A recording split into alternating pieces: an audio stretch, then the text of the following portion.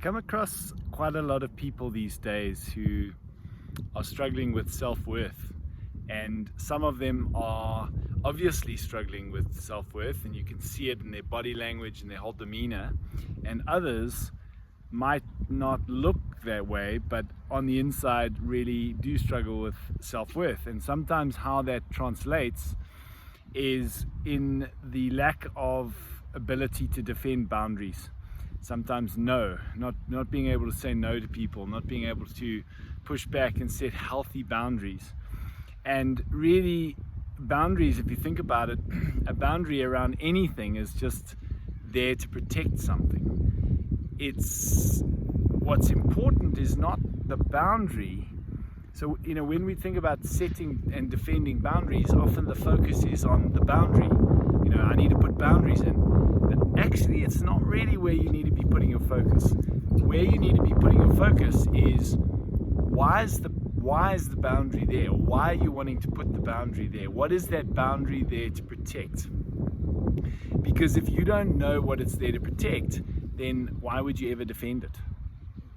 You can have a fence, a boundary fence around something, but if what that boundary fence is around is, so here the dogs are having a bit of a bark here. If that boundary fence, if what that fence is around is not valuable to you, then you're not interested in protecting it. So the focus really is not on the boundary, the focus is really on the value.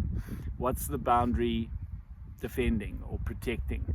And sometimes that can be values, can be our values, like what's important to you. But I think it all starts with self-worth. Now, interesting, if you think about gold, take something like gold. Gold is a metal. That's all it is. It's a piece of metal. Why does it have value? And the only reason gold has value is because people value it.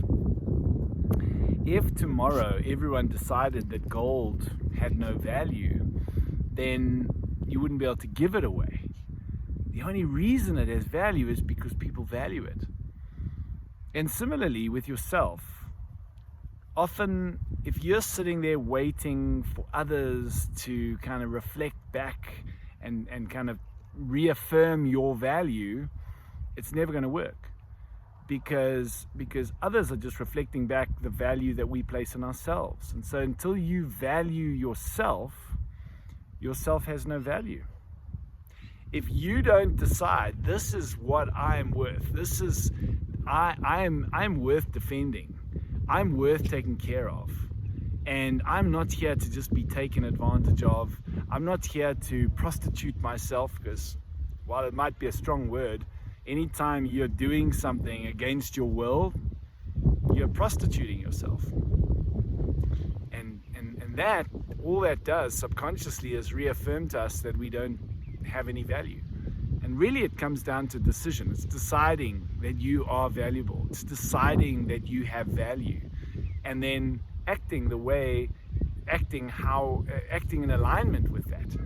Living in alignment with that. Demonstrate it. Even if you don't feel like that's true for you, it doesn't matter.